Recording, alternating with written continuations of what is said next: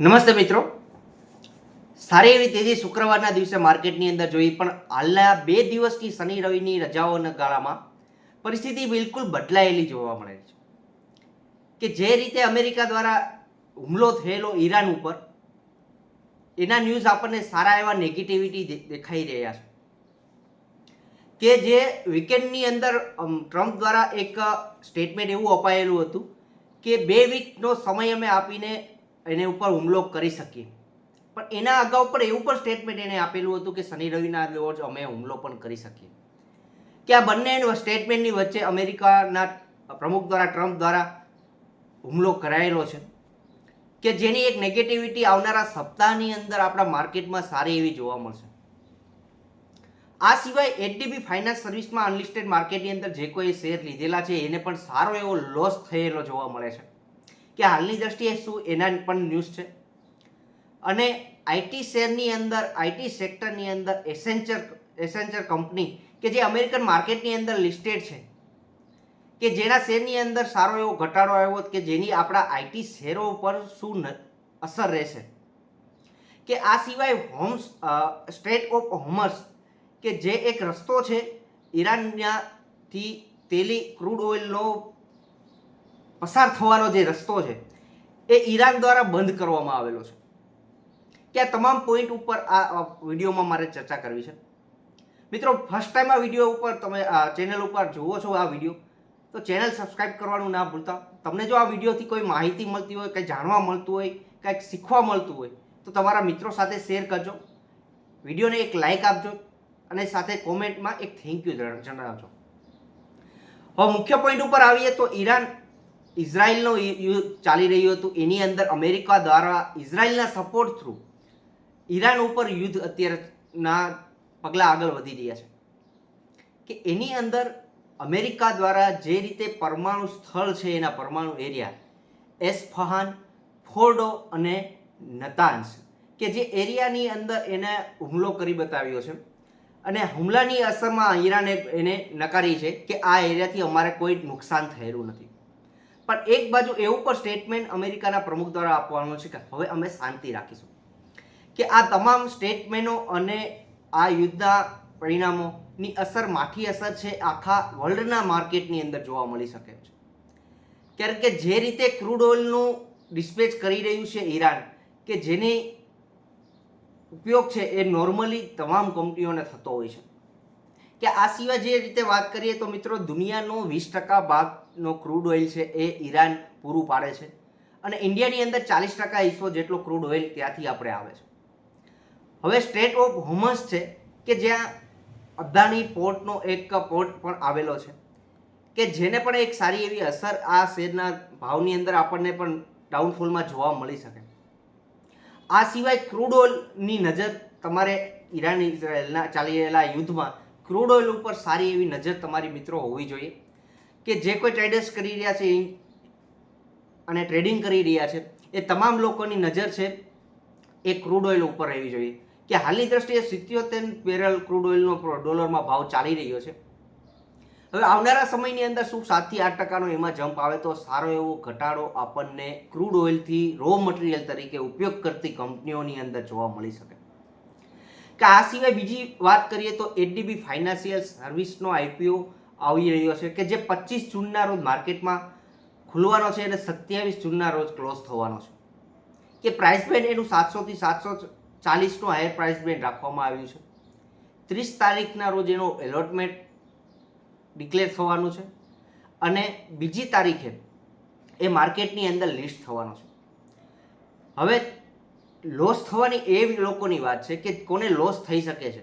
જે લોકોએ અનલિસ્ટેડ માર્કેટમાં જે શેર લિસ્ટ નથી થયેલો અને અનલિસ્ટેડ માર્કેટમાં ખરીદેલો છે, કે એચડીબી ફાઇનાન્શિયલ સર્વિસના શેર જે લોકોએ માર્કેટમાં લિસ્ટ થયા પહેલાં ખરીદેલા હતા, કે જે સપ્ટેમ્બર 2024માં એ કંપનીનો 1550 રૂપિયા ભાવ ચાલતો હતો, કે જ્યારે એ લોકોએ ખરીદેલા હતા એ શેરનો ભાવ ગળી નીચે ઉતરીને 1275 સુધી આવ્યો હતો.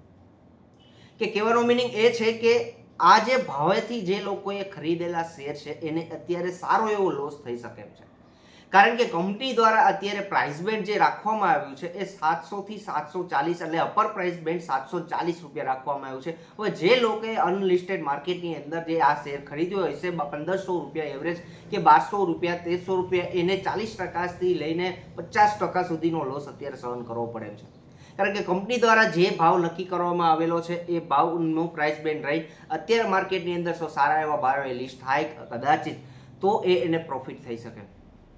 એટલે કે જ્યારે આમાંથી એક વસ્તુ શીખવા જેવી છે કે જ્યારે માર્કેટની અંદર કોઈ પણ કંપની લિસ્ટેડ થાય એ પછી એના શેરના ભાવની અંદર પણ ખરીદી કરવી કે નહીં એનો વ્યૂ આગળનો જોયા પછી ખરીદો. એટલે કે કંપનીનો આગળનો વ્યૂ શું છે, બિઝનેસ વિશે શું એનું કેવું છે, કે આવનારા ક્વાર્ટર શું છે, એનો ગ્રોથ શું છે, એ બધું ધ્યાનમાં લઈને જ કોઈ પણ શેર ખરીદવો જોઈએ.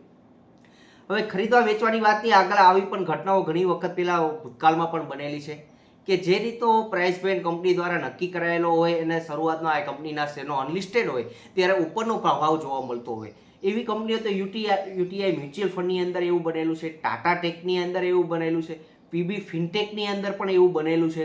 અને હવે દરેકના મનમાં એક પ્રશ્ન એવો રહે કે સારી એવી કંપની બીજી એવી કઈ માર્કેટમાં આવનારા સમયમાં આઈપીઓ લઈને આવી રહી છે. તો કે એનએસસીનો આઈપીઓ છે એ આવનારા સમયમાં માર્કેટની અંદર આવવાનો છે. તો ઘણા લોકોએ અનલિસ્ટેડ માર્કેટની અંદર ખરીદવાનો પ્રયાસ પણ કરેલો હોય છે. હવે એ મૂંઝવતો પ્રશ્ન એના માટે બહુ ખાસો એવો બની શકે એમ છે. એટલા જ માટે સારી એવી સાવચેતી રાખવામાં જો ધ્યાન દોરીએ આપણે તો એક મુદ્દો શીખવા જેવો છે કે જ્યારે માર્કેટની અંદર કોઈ પણ શેર લિસ્ટ થાય, આવનારા ક્વાર્ટરના રિઝલ્ટ સારા એવા કંપનીના જોવા મળે, શેરના ભાવમાં જમ્પ જોવા મળે અને આવનારા મેનેજમેન્ટનું એવું પણ સ્ટેટમેન્ટ જોવા મળે કે એની ગાઈડલાઈન સારી એવી હોય તો એ શેર ખરીદવા માટે એક લાભકારી રહે કે આપણને એક સારો એવો નફો આપીને જાય. પણ કોઈ પણ વ્યક્તિ ટ્રેડિંગ કરવા માટે પણ અનલિસ્ટેડ માર્કેટમાં ખરીદે અને જ્યારે હું પાછો એ માર્કેટમાં લિસ્ટ થાય, સારા એવા ભાવની અંદર લિસ્ટ હશે ત્યારે એને હું વેચી નાખીશ એવો મોહની અંદર રહે તો આવું પણ બની શકે. હવે બીજો એક પોઈન્ટ મિત્રો ખાસ હોય એવો કે સારી એવી તેજી આઈટી ક્ષેત્રના શેરોની અંદર છેલ્લા 1 થી 2 વીકની અંદર જમ્પ જોવા મળી રહ્યો હતો. પણ આવનારા ક્વાર્ટરના રિઝલ્ટની એક ઝલક કોઈને જોવા મળતી હોય તો એના લીડર કોણ હોય તો કે અમેરિકન માર્કેટની અંદર એસેન્ચર નામની કંપની જે આખા વર્લ્ડની મોટી આઈટી ક્ષેત્રની કંપની છે કે જે કંપનીનું અંદર ગઈકાલે શુક્રવારના રોજ ગુરુવાર માર્કેટના જ્યારે ટ્રેડ થતો હતો અમેરિકામાં ત્યારે એનું રિઝલ્ટ જોવા મળ્યું. રિઝલ્ટ બહુ સારું એવું જોવા મળેલું છે કે જે અનુમાન હતું $7.30 બિલિયન એની જગ્યાએ $7.71 બિલિયન એને પ્રોફિટ કમાઈને આપ્યો છે. પણ કંપની દ્વારા એ જે મેનેજમેન્ટ દ્વારા જે ગાઈડલાઈન જોવા મળી છે એ એક નબળી આવનારા ક્વાર્ટરની અંદર રિઝલ્ટ પણ ડાઉન થઈ શકે કે જેની અસરને લઈને એસેન્ચર નામનો કંપનીનો શેર છે એ 7 થી 11% ડાઉન થયેલો છે કે જેની અસર છે આપણા આઈટી ક્ષેત્રની કંપનીઓ પર પડી શકે એમ છે. કારણ કે ટીસીએસ, ઇન્ફોસિસ, વિપ્રો, એચસીએલ ટેક આ તમામ આઈટી ક્ષેત્રની કંપનીઓનો જે બિઝનેસ છે એ યુએસ અમેરિકન કન્ટ્રીની અંદર સારો એવો રહેલો છે. જો આ લીડરશિપ ધરાવતો આ શેરની અંદર જો એને કંપનીના જો ગાઈડલાઈન નબળી જોવા મળે તો આ કંપનીઓને પણ અસર થઈ શકે.